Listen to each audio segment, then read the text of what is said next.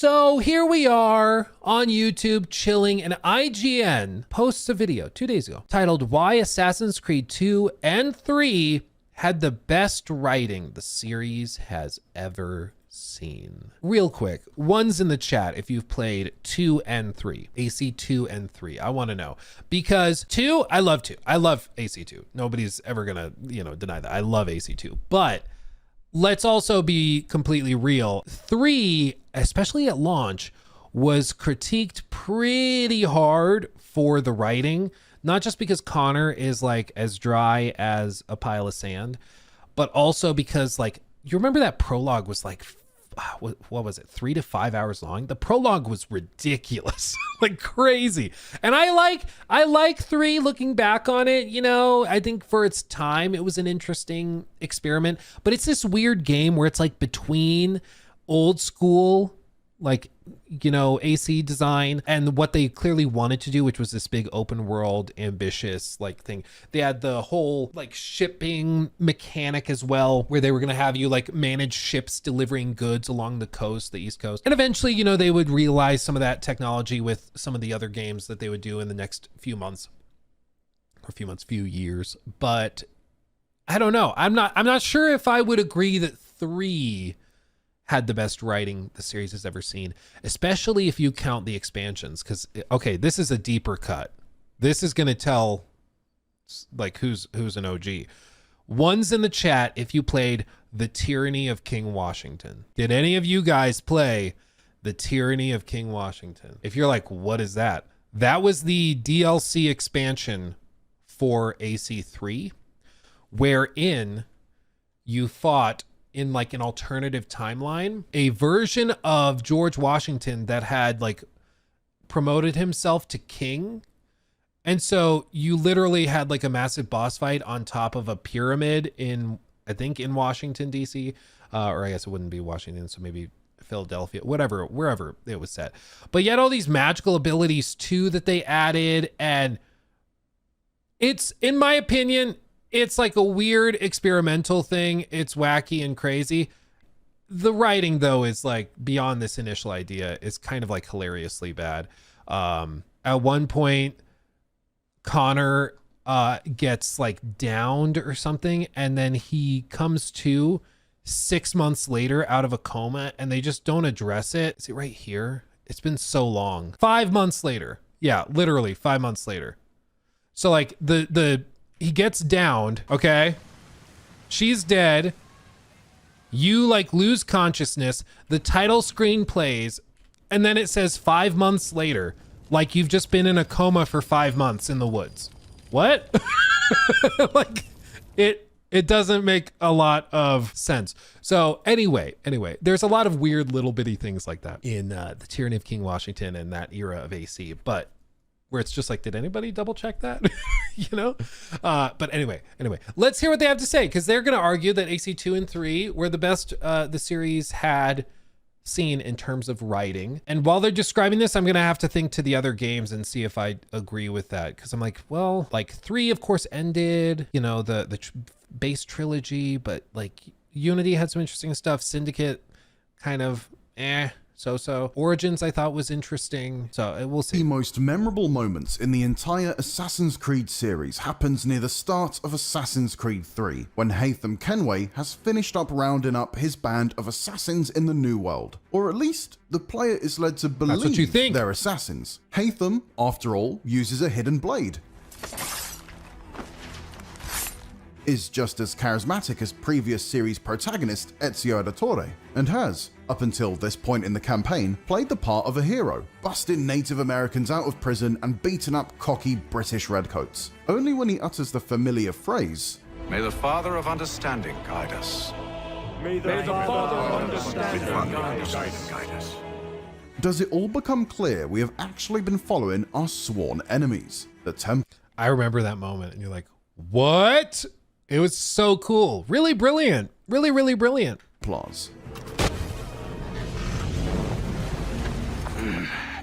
Why, Haytham? Your death opens a door. It's nothing personal. To me, this surprising setup represents the fullest realization of Assassin's Creed's potential. The first game in the series introduced an intriguing concept: find, get to know, and kill your targets. Be at peace. You'll pay for this. You and all your kind. But fell short in the story department, with both protagonist Altair and his victims being utterly bereft of personality. Assassin's Creed 2 took a step in the right direction by replacing Altair with the more iconic Ezio. Do not be afraid. I feel no fear, assassin. Only regret. This sort of like genteel approach to assassinations, which I recognize is sort of oxymoronic. It's something I kind of wish we had in modern AC games, because it's like the assassins didn't revel in the violence and the blood and killing people. They did it because it was part of their mission. It was part of their task. It's what they had to do with it. Even like with the feather, the simple feather. That's such like a simple thing. It was a code, yeah. They specifically, they didn't celebrate it. They didn't revel in it. It's what they had to do. And nowadays, I feel like it's totally different. Now it's like, no, you have hammer, smash them with hammer, kill them with hammer. And it's just, it feels off. It feels off compared to these OG versions of it, you know? I sought unity, stability, order. But failed to apply the same treatment to his adversaries, with the big bad of its spin-off Assassin's Creed Brotherhood, Cesare Borgia, coming across as particularly underdeveloped. Only in Assassin's Creed 3, set during the American Revolution, did the developers at Ubisoft devote as much time to fleshing out the hunted as they did the hunter. It lent the game an organic flow from setup to payoff, and, as a result, achieved a delicate balance between gameplay and narrative that hasn't been replicated since. While the current RPG era of the series, I mean, Rogue was crazy.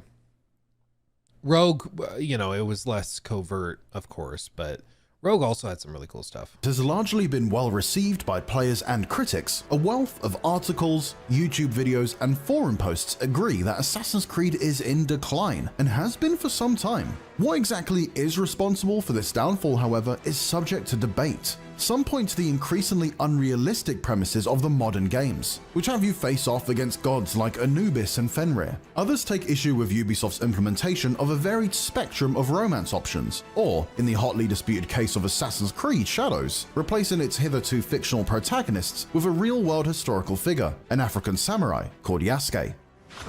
Get ready for the comments. Here we go. Buckle up. Here we go. I'm ready for it. Actually, he wasn't actually a samurai. Just buckle up, here they come.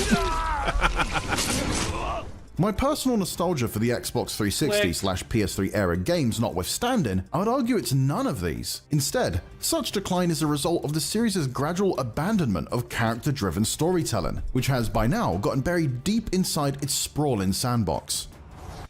Interesting. Okay. It's abandonment of character-driven storytelling. Is that really true, though? Have they abandoned that? Because AC Origins, I feel like the story and everything was pretty closely tied to Bayek and his role within the community as a magi. Odyssey was more generic, open world, adventure RPG. Valhalla was just a mess. And Eivor had the charisma of a baked potato, so I guess I would agree there. Yeah, so I think maybe with the last two installments, I would agree with that. I think I'd agree with that. That was quite a speech. Over the years, Assassin's Creed has padded its original action-adventure.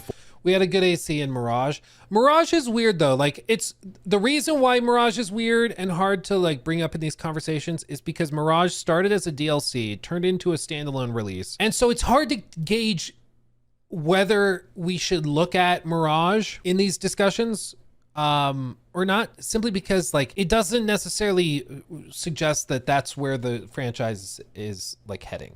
In the same way, I think it would be unfair to like conclude from like Tyranny of King Washington that therefore all of the future AC games would go in that direction. Expansions, DLC, spin-off things, they can be a little more experimental, do things they wouldn't normally do in the full major games.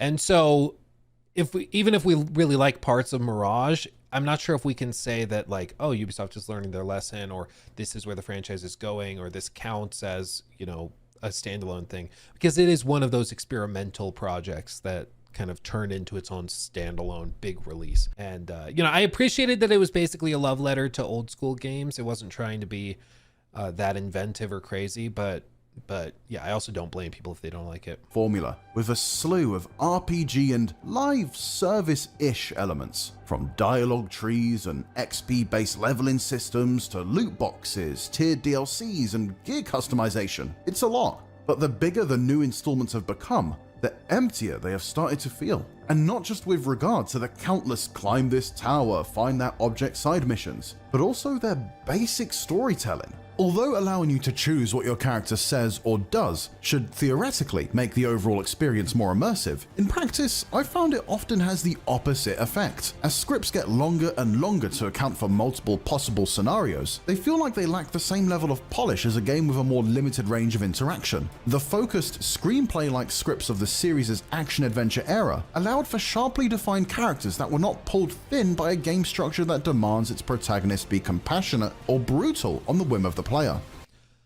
I think that's very true. I think that's true. Whenever you have a large quantity, it's hard to maintain a similar quality. And the inevitable difficulty you run into with RPGs is that you're making so much stuff. Inevitably, there's going to be stuff you're making that not everybody will see. Maybe even very few people will see it. And even if they do see it, they might engage with a side quest for 20, 30, 40 minutes, whatever it is. Maybe even less if it's a small quest. And then they're going to move on, and they're going to spend another 40 hours playing other stuff. So it's hard to justify putting a ton of effort into those encounters and those quest lines and stuff, since if players, you know, even if they see it, the odds of them like having enough time to really appreciate it and connect with it, it's just very, very low. So it's hard to justify putting that time into it. And also, like, when it's one quest in an ocean of 120 or 150 or whatever it is for these big games, the level of connection, even if the characters are written well, you're just not exposed to them long enough to really build a relationship with them. So it's not that much of a surprise, you know, that people don't feel that connected. The danger with these types of discussions, though, is that we can start to be like, you know, look backwards through rose-tinted glasses. You know, the previous games were really, compared to modern ones, very, very short. Like, how long to beat AC2? 19 hours. Valhalla was like 6,000 or something. Like, it was ridiculously long. I think technically it was like 60 to 100, depending on side stuff. But AC2, like 19 hours. AC3, how long was AC3? 14 for AC3. Like, these were much tighter games, much more focused. You know, basically a third of the game was spent with Haytham, you know, like, so they could spend a lot more time slowly building it. But also, like, AC3, back when it launched, people complained a lot over the pacing, over the fact that it was so slow, and it kind of forced you to to just watch all these slow cutscenes and stuff. So it's important to at least remember what people thought at the time, you know. It's a me, Mario! Thus, while a game like Assassin's Creed Odyssey technically has that. more content than Assassin's Creed 2, much of it feels wooden and underbaked. This unfortunately breaks the immersion. It's too often very obvious that you are interacting with computer-generated characters rather than complex historical figures. This is in stark contrast to the franchise's PS3 era, which in my humble opinion has produced some of the finest writing in all of gaming. From Ezio's fiery "do not follow me" or anyone else speech after besting Savonarola, there is no book or teacher to give you the answers, to show you the path. Choose your own way. Do not follow me or anyone else. So good. to the tragicomic soliloquy Haytham delivers when he is at long last killed by his son Connor. Spoilers. Don't think I have any intention of caressing your cheek and saying I was wrong. I will not weep and wonder what might have been. I'm sure you understand.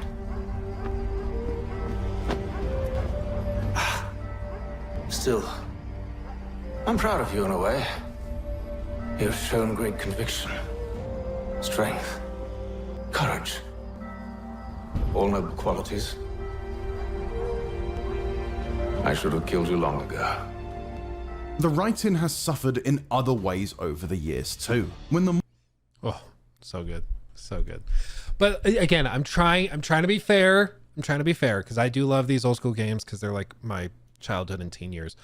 So I'm, of course, a little biased. I love them. I also know that people have a tendency to look back on things in the past more fondly than they did in the moment, you know, because I do think that there's a lot of good writing in Odyssey. I mean, hell, if we're gonna, let's not just cherry pick the old school ones. Do you remember the opening scene of AC Odyssey? There's still just one line that Leonidas says at the very beginning that like still gives me chills here. We are ready, my king. Tell me, Vinakis, This. have you ever gone fishing with your son? No, never. A soldier's life is all I've had the honor to know. I would have liked to have gone fishing with my son. But no.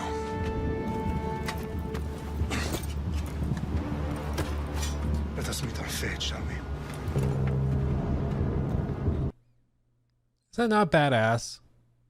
Is that not crazy cool? Like, Jesus. It's crazy, dude. Oh, I've defended Odyssey for a long time.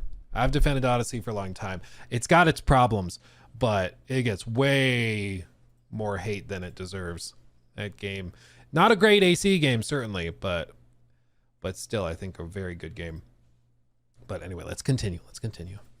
modern games tend to stick to the easily digestible dichotomy of assassins equal good and Templars equal bad, the earlier games went to great lengths to show that the line between the two orders isn't as clear-cut as it initially appears. In Assassin's Creed 3, each defeated Templar uses their last breath to make Connor, and by extension the player, question their own beliefs. William Johnson, a negotiator, says the Templars could have stopped the Native American genocide.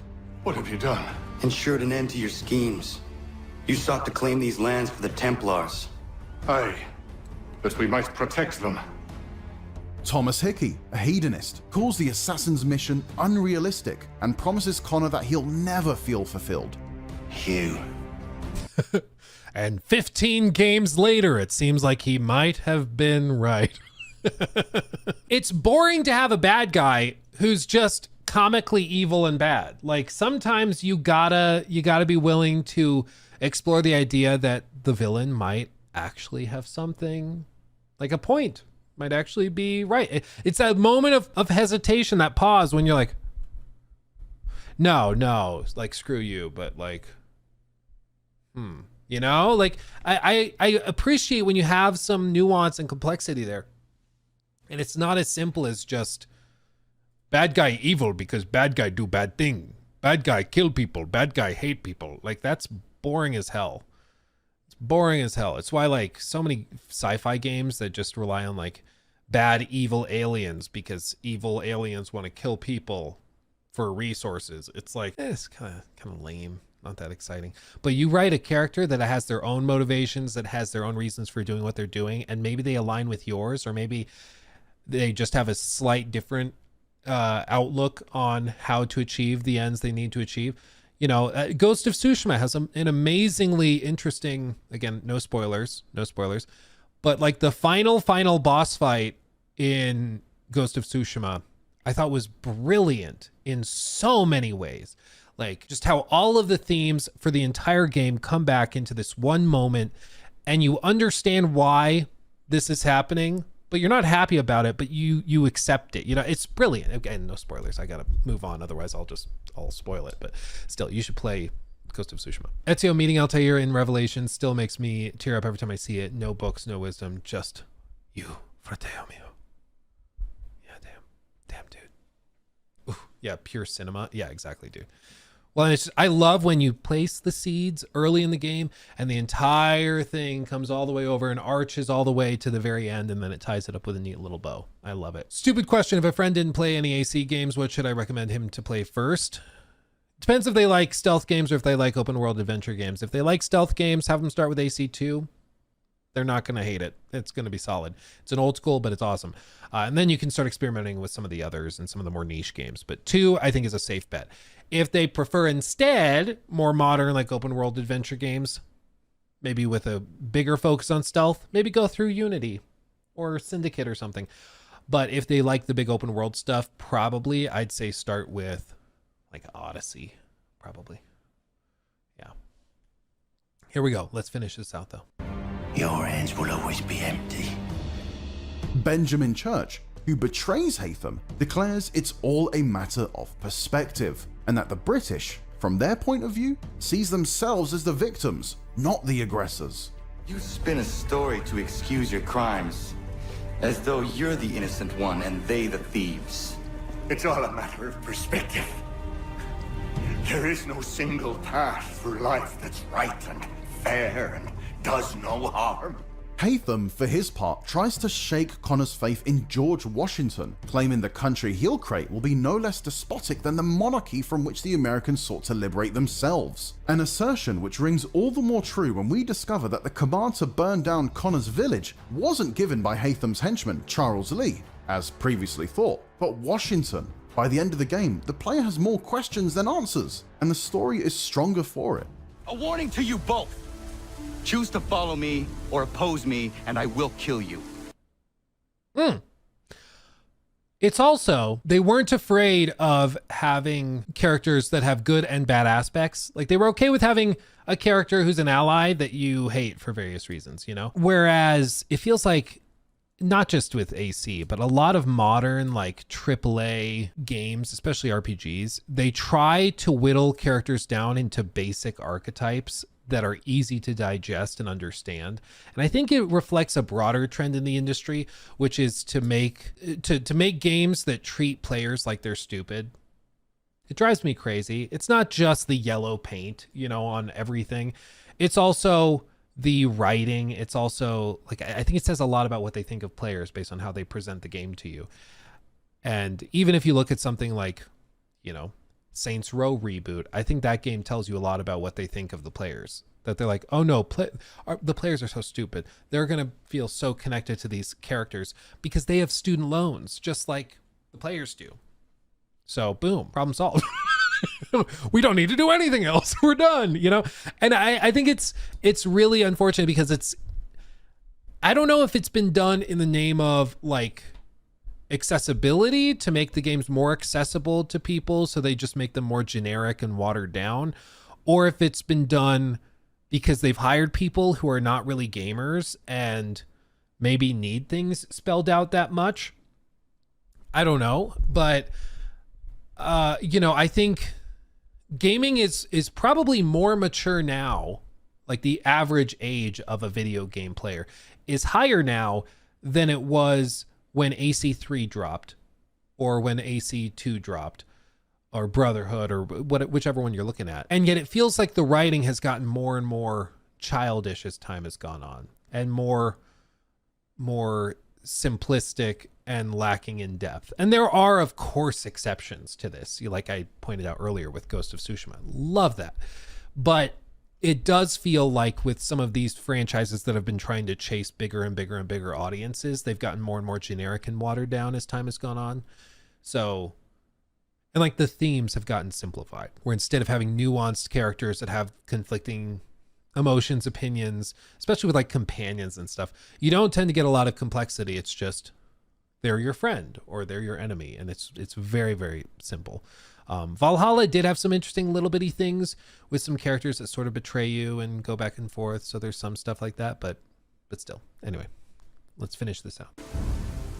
Looking back on the franchise's long history, there is a reason why one track from the Jesper Kyd composed Assassin's Creed 2 score, Ezio's Family, resonated with players to the point of becoming the series' official theme. The PS3 games, particularly Assassin's Creed 2 and Assassin's Creed 3, were, at their core, character-driven experiences. The melancholic guitar strings of Ezio's family were meant to invoke the game's Renaissance setting, so much as Ezio's personal trauma of losing his family. As much as I admire the expansive world building and graphical fidelity of the current generation of Assassin's Creed games, my hope is that this out-of-control franchise will someday scale itself down and once again deliver the kind of focused, tailor-made stories that made me fall in love with it in the first place. Sadly, in a landscape dominated by sprawling sandboxes and single-player games with live service-style ambitions, I fear that's just not good business anymore. It is tricky because to a certain extent, I get it. Like games like Valhalla, I was frustrated because I feel like it is a game built for people with ADHD. And everything is broken down into these really, really bite-sized portions and then scattered over the entire map. And so there's just not a lot of substance. It's like the quintessential junk food game. But I also, like, you have to acknowledge that it sold $1 billion worth. Like, it sold a ridiculous number of copies and microtransactions and cosmetics. And like, it sold ridiculously well. So of course they're like, how do we gauge the success of a game? Probably on how much money it brings in, you know? Metacritic scores, you know, and critical acclaim, sure, maybe that's important, but it's also a business, you know?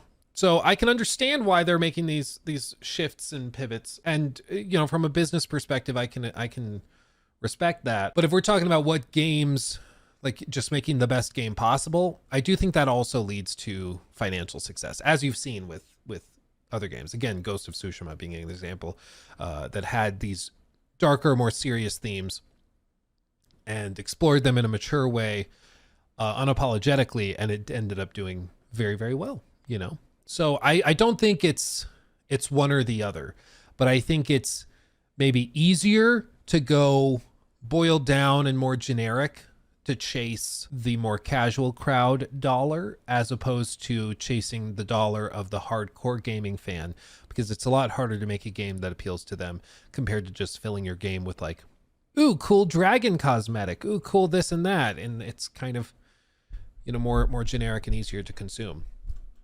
But I guess time will tell which route they're going, because next year we get Hexe, almost certainly. And that's going to be very, allegedly, according to the leaks, that's going to be more linear. It's going to be much darker. It's going to be character driven.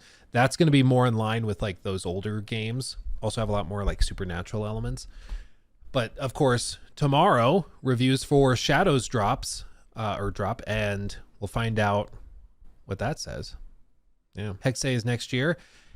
It's what it seems to be. Yeah. The timeline's been shifted, but Tom Henderson did some reporting where he was like, you know, of course, Shadows was supposed to be this past year, late 24. This year is probably Black Flag Remake. It would be my guess, is their big game. And then next year would be Hexe, which is from Montreal, who did Valhalla. Maybe Hexe comes out even sooner than that, but I would guess it's probably next year. He took my thing.